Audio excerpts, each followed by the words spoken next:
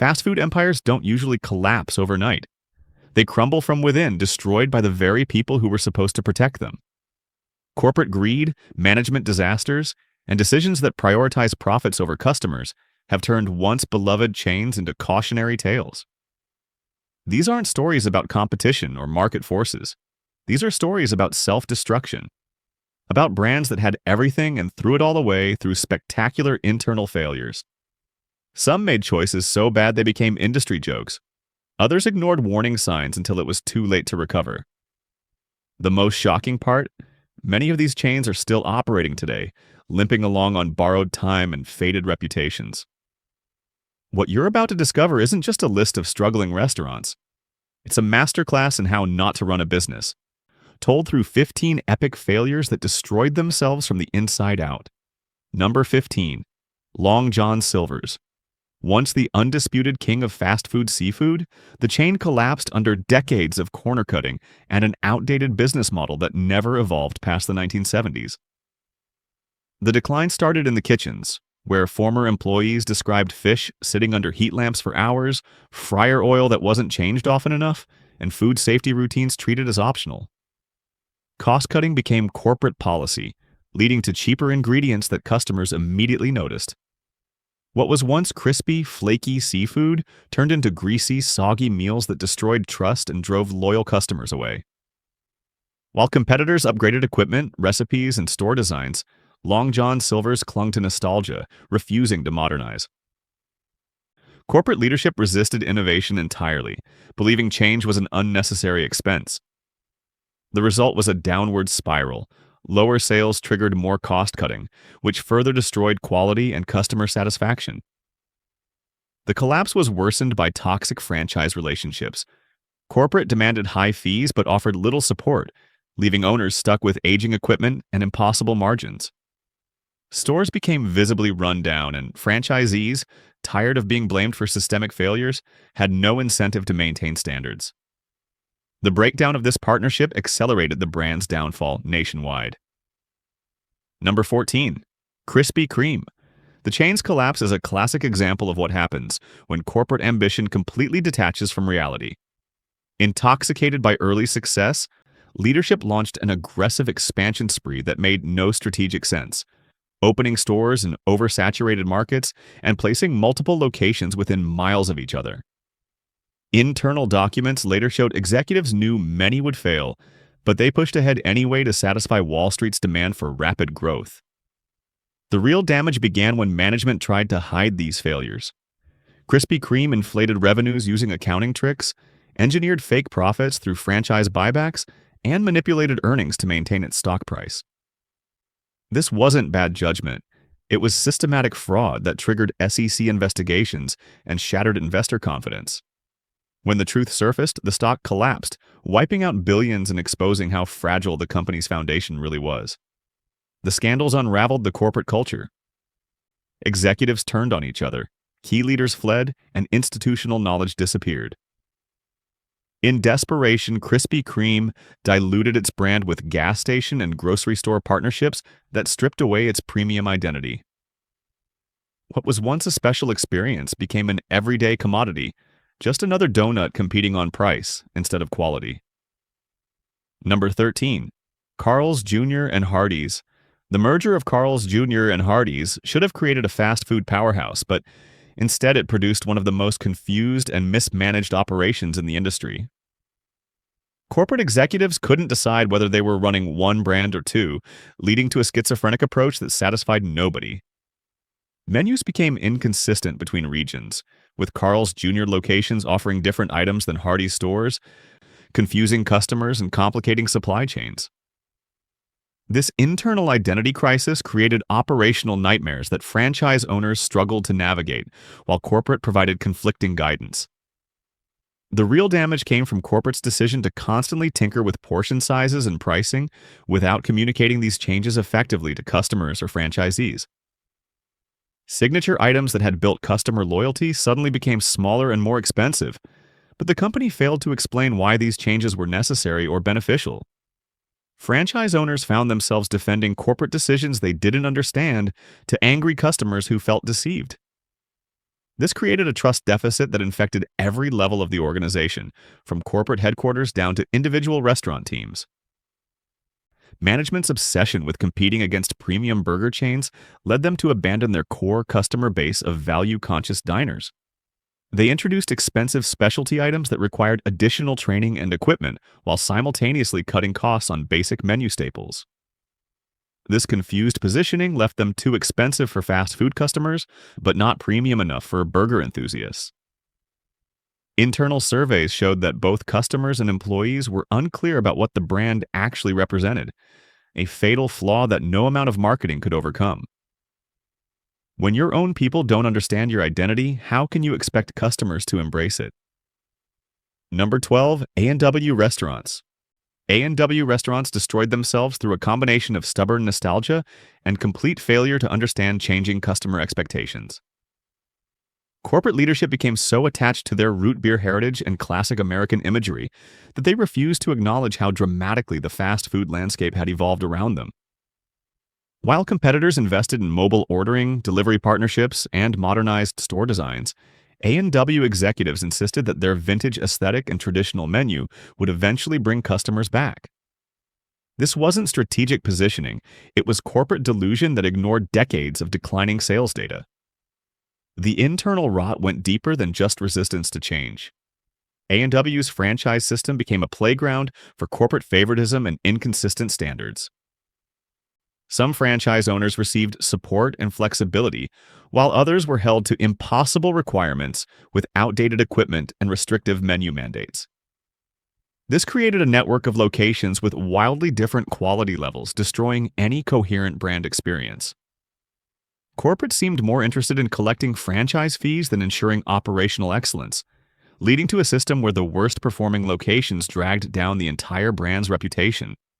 The company's most devastating internal failure was their complete abandonment of quality control in favor of aggressive cost-cutting measures that made their food barely recognizable to longtime customers. Corporate mandates forced locations to use cheaper ingredients and stretch preparation times beyond any reasonable standard, creating a dining experience that felt more like punishment than a meal.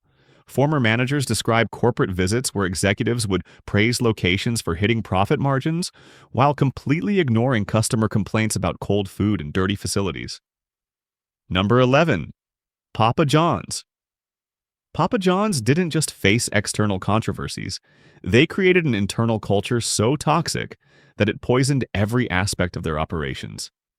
The company's leadership fostered an environment where franchise owners were treated as adversaries rather than partners, leading to constant legal battles and operational sabotage.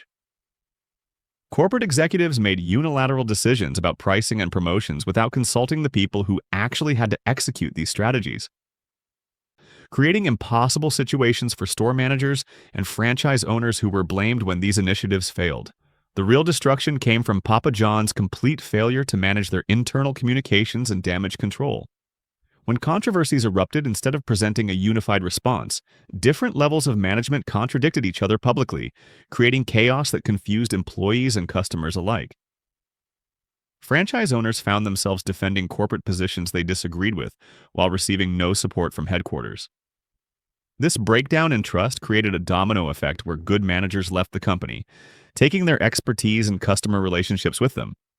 Corporate's response to declining sales was to implement even more restrictive policies that micromanaged every aspect of store operations. They introduced surveillance systems that monitored employee productivity down to the second, while simultaneously cutting labor hours that made it impossible to meet their own standards. This created a workplace culture where fear replaced motivation, leading to high turnover rates that further damaged service quality. When your own employees don't want to work for you, it becomes impossible to deliver the customer experience necessary for long-term success. Number 10. Sbarro. Sbarro's destruction was a slow-motion disaster decades in the making, driven by corporate leadership that refused to acknowledge that their entire business model was built on a foundation that was crumbling beneath them. The company hitched their success to shopping mall food courts at the exact moment when mall culture began its irreversible decline. Instead of diversifying their locations or adapting their concept for new environments, Sbarro executives doubled down on their mall strategy, convinced that American shopping habits would eventually return to their 1980s peak. The internal rot went much deeper than just poor location strategy. Sbarro's corporate culture became obsessed with maintaining their Italian-American image, while systematically destroying everything that made their food authentic. Cost-cutting measures led to pre-made sauces, frozen ingredients, and preparation methods that bore no resemblance to traditional pizza making. Former employees described corporate taste tests where executives approved cheaper ingredients that they knew would disappoint customers, justifying these decisions as necessary for profit margins while ignoring the long-term damage to brand reputation. Corporate's relationship with franchise owners became increasingly hostile as sales declined and operational costs increased.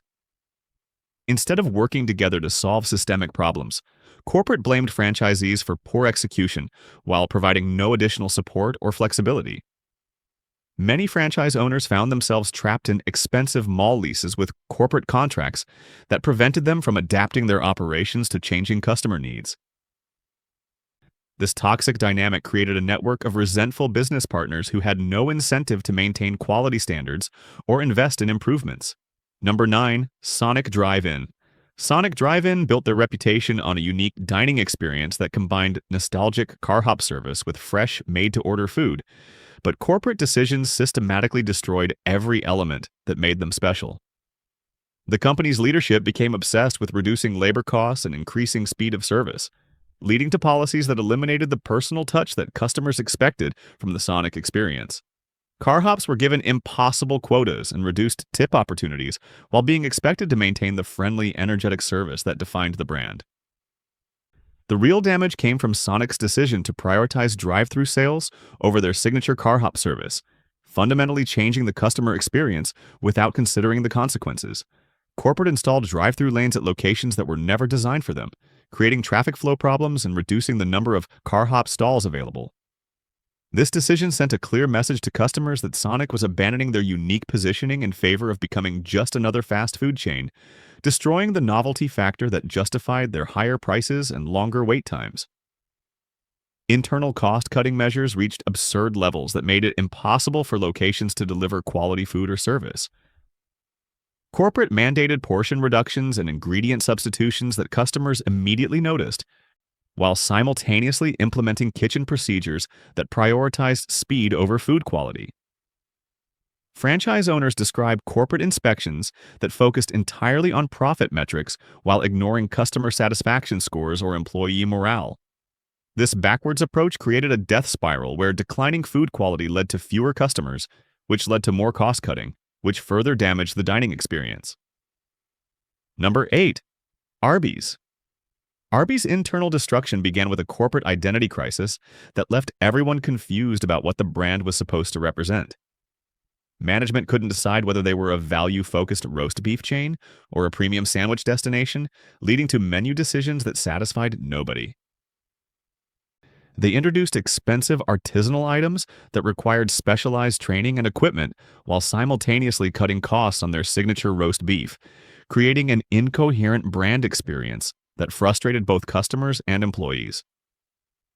The company's obsession with competing against Subway and other sandwich chains led them to abandon their core strengths in favor of chasing trends they couldn't execute properly. Corporate mandated menu expansions that overwhelmed kitchen operations and confused customer expectations, while providing inadequate training and support for these new offerings. Franchise owners found themselves struggling with complex preparation procedures and higher ingredient costs, while corporate provided no additional marketing support to justify premium pricing to customers. Corporate's treatment of franchise relationships became increasingly adversarial as sales declined and operational complexity increased. Instead of working collaboratively to solve problems, corporate imposed new requirements and fees while providing less operational support than ever before. Many franchise owners described feeling abandoned by corporate leadership that seemed more interested in extracting revenue than ensuring long-term success. This breakdown in trust created a network of resentful partners who had no motivation to invest in improvements or maintain brand standards. Number 7. Jack in the Box. Jack in the Box's internal destruction reads like a manual on how to systematically dismantle a successful restaurant chain through decades of willful negligence and corporate arrogance. The company's leadership created a culture where cutting corners wasn't just acceptable, it was the standard operating procedure that guided every decision from kitchen operations to customer service. Former corporate executives describe board meetings where food safety concerns were dismissed as overreactions, and employee complaints about inadequate equipment were treated as attempts to increase unnecessary spending rather than legitimate operational issues. The real poison spread through Jack in the Box's franchise system, where corporate created an environment of mutual distrust and financial exploitation. Franchise owners were charged premium fees for corporate support that rarely materialized, while being held to operational standards that corporate's own company-owned stores routinely failed to meet. This double standard created a network of frustrated business partners who knew they were being exploited but had no recourse within the existing contract structure. Corporate's response to franchise complaints was typically to threaten contract termination rather than address legitimate concerns about profitability and operational support. Corporate's handling of multiple food safety crises revealed an organization more concerned with protecting executives than protecting customers. Internal documents showed that management knew about systemic problems with food handling procedures and equipment maintenance long before these issues became public scandals. Instead of implementing comprehensive fixes, corporate chose to manage public relations while continuing the same cost-cutting practices that created the problems in the first place. This pattern of crisis management without actual reform created a perpetual cycle where each scandal was followed by temporary improvements that quickly reverted to previous inadequate standards. Number 6. Quiznos. Quiznos achieved one of the fastest and most complete self-destructions in fast food history through a combination of corporate greed and franchise exploitation that reads like a masterclass in business misconduct. The company's leadership developed a business model that was designed to extract maximum revenue from franchise owners while providing minimal support or realistic path to profitability. Corporate executives knew that most franchise locations would fail, but they continued selling franchises because the initial fees generated immediate revenue regardless of long-term success rates. The internal corruption went beyond just aggressive franchise sales tactics. Quiznos corporate forced franchise owners to purchase all supplies and equipment through company-controlled vendors at inflated prices, creating a system where corporate profited from franchise expenses rather than franchise success. This supply chain manipulation meant that franchise owners were paying premium prices for ingredients and equipment, while competing against other chains that had access to much lower wholesale costs. Corporate executives privately acknowledged that this system made profitability nearly impossible for most locations, but they maintained these requirements because they generated consistent revenue streams for headquarters. When franchise owners began organizing to challenge these predatory practices, Quiznos corporate responded with intimidation tactics and contract enforcement that drove many business owners into bankruptcy. Legal battles consumed resources that should have been invested in improving operations and marketing, creating a downward spiral where corporate spent more money fighting franchise owners than supporting them. The company's leadership seemed to view franchise owners as revenue sources rather than business partners, creating a toxic relationship that made collaboration impossible even when market conditions demanded unified response to competitive threats. Number 5. Church's Chicken. Church's Chicken destroyed itself through a revolving door of leadership changes that created organizational chaos and eliminated any possibility of consistent strategic direction. The company went through multiple ownership changes and executive turnovers that left employees and franchise owners completely confused about operational priorities and brand positioning. Each new management team implemented different policies and procedures without considering how these changes affected daily operations or customer experience, creating a system where nobody understood what standards they were supposed to maintain.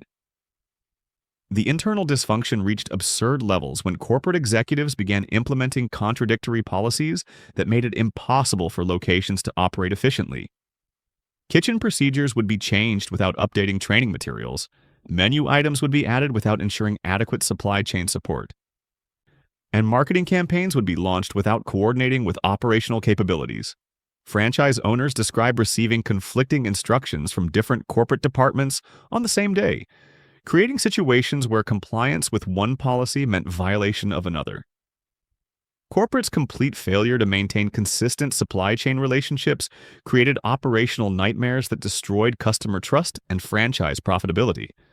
Locations would run out of signature menu items for weeks at a time, while corporate blamed franchise owners for poor inventory management. The reality was that corporate had failed to negotiate reliable supplier contracts, leaving individual locations to scramble for ingredients at retail prices that made profitability impossible. This supply chain breakdown created a cascading effect where inconsistent food availability led to customer frustration, which led to declining sales, which made it even harder for locations to afford reliable ingredient sourcing. Number 4. Steak and Shake. Steak and Shake's internal destruction was orchestrated by corporate leadership that seemed determined to eliminate everything that made the brand successful while blaming franchise owners for declining performance. The company's management implemented a franchise conversion strategy that was designed to transfer financial risk away from corporate while maintaining control over operations, creating an impossible situation for business owners who inherited all the costs but none of the decision-making authority. Corporate's obsession with reducing labor costs led to policies that made it impossible to maintain the quality of service that customers expected from the Steak and Shake experience. Management mandated staffing levels that were inadequate for peak dining periods, while simultaneously requiring complex menu preparation that demanded more skilled labor than they were willing to pay for. This created a death spiral where poor service drove away customers, which reduced revenue, which led to even more aggressive cost-cutting that further damaged the dining experience. The company's financial engineering became so aggressive that franchise owners found themselves trapped in contracts that guaranteed failure. Corporate structured deals that required massive upfront investments, while providing no realistic path to profitability given the operational constraints and market conditions. Many franchise owners discovered that corporate had misrepresented market potential and operational costs, leaving them with businesses that couldn't generate enough revenue to cover their basic expenses. When these franchises inevitably failed, corporate blamed poor execution rather than acknowledging the systemic problems they had created. Number 3. Subway. Subway's internal destruction represents one of the most comprehensive examples of how corporate greed and franchise exploitation can destroy even the largest restaurant chains. The company's leadership created a system designed to generate revenue for corporate headquarters, regardless of franchise profitability, leading to oversaturation of markets and predatory contract terms that made success nearly impossible for individual business owners. Corporate executives knew they were selling franchises in markets that couldn't support them, but they continued expansion because franchise fees provided immediate revenue without regard for long-term sustainability. The real poison in Subway's system was their approach to franchise relationships, which treated business owners as revenue sources rather than partners in building a successful brand. Corporate imposed constantly changing operational requirements that required expensive equipment upgrades and menu modifications while providing no additional marketing support or territory protection. Franchise owners found themselves competing against other Subway locations within blocks of each other, while being required to maintain identical pricing that eliminated any competitive advantage. Number 2. Boston Market. Boston Market's collapse stands as perhaps the most comprehensive example of internal corporate dysfunction destroying what should have been a sustainable business model. The company that once positioned itself as a healthy alternative to traditional fast food systematically dismantled every operational system that made them successful through a combination of financial mismanagement and willful neglect of basic business responsibilities. Corporate leadership created a culture where unpaid vendors, overdue rent, and employee wage theft became standard operating procedures rather than emergency measures, destroying relationships with everyone the company needed to survive. The internal rot reached shocking depths when Boston Market began closing locations without notifying employees, leaving workers to discover their unemployment when they arrived for shifts to find locked doors and empty restaurants. Corporate executives continued collecting paychecks while franchise owners and employees went unpaid for months, creating legal liabilities that consumed whatever resources remained in the company. This wasn't just poor financial management, it was systematic abandonment of basic business ethics that destroyed any possibility of rebuilding trust with stakeholders or customers. Corporate's handling of supply chain relationships revealed an organization that had completely lost touch with operational reality. Vendors stopped delivering ingredients because of unpaid invoices, leaving locations unable to prepare menu items, while corporate blamed franchise owners for poor inventory management. The company's leadership seemed to believe they could continue operating indefinitely without paying suppliers, employees, or landlords, creating a fantasy business model that ignored basic economic principles and legal obligations. Number 1. TGI Fridays. TGI Fridays earned the top spot on this list by achieving the most complete internal destruction of any major restaurant chain, systematically eliminating every element that once made them a destination while creating new problems that drove away both customers and employees. The company's leadership transformed what was once a vibrant social gathering place into a depressing reminder of corporate cost-cutting taken to absurd extremes. Management decisions prioritized short-term expense reduction over long-term brand survival, creating a death spiral where each cost-cutting measure made the dining experience worse, which drove away more customers, which required more cost-cutting. Corporate's treatment of franchise owners reached levels of exploitation that bordered on criminal negligence. Franchise agreements required expensive renovations and equipment upgrades, while corporate provided no marketing support or operational assistance to justify these investments. Many franchise owners found themselves trapped in contracts that guaranteed financial failure, with corporate collecting fees regardless of location profitability. This predatory relationship created a network of failing restaurants that damaged the brand's reputation while generating short-term revenue for corporate executives who knew the system was unsustainable. The final destruction came from corporate's complete abandonment of the hospitality principles that built the TGI Fridays brand. Locations became known for dirty facilities, indifferent service, and food quality that made customers feel like they were being punished rather than entertained. Corporate policies eliminated the training and staffing levels necessary to create a positive dining experience while maintaining pricing that suggested premium service. This disconnect between expectations and reality created customer resentment that no amount of marketing could overcome, turning TGI Fridays from a celebration destination into a cautionary tale about corporate greed, destroying American dining culture. These 15 chains didn't fail because of competition or market forces. They destroyed themselves through internal decisions that prioritized executive profits over customer satisfaction, franchise partner success, and employee welfare. The real tragedy isn't just the loss of these brands, but the thousands of jobs eliminated and communities left without gathering places because corporate leadership chose short-term gains over long-term sustainability. When you see a struggling restaurant chain, remember that behind every closure is a story of internal dysfunction that could have been prevented by leaders who actually cared about building something lasting instead of extracting maximum value before moving on to their next opportunity.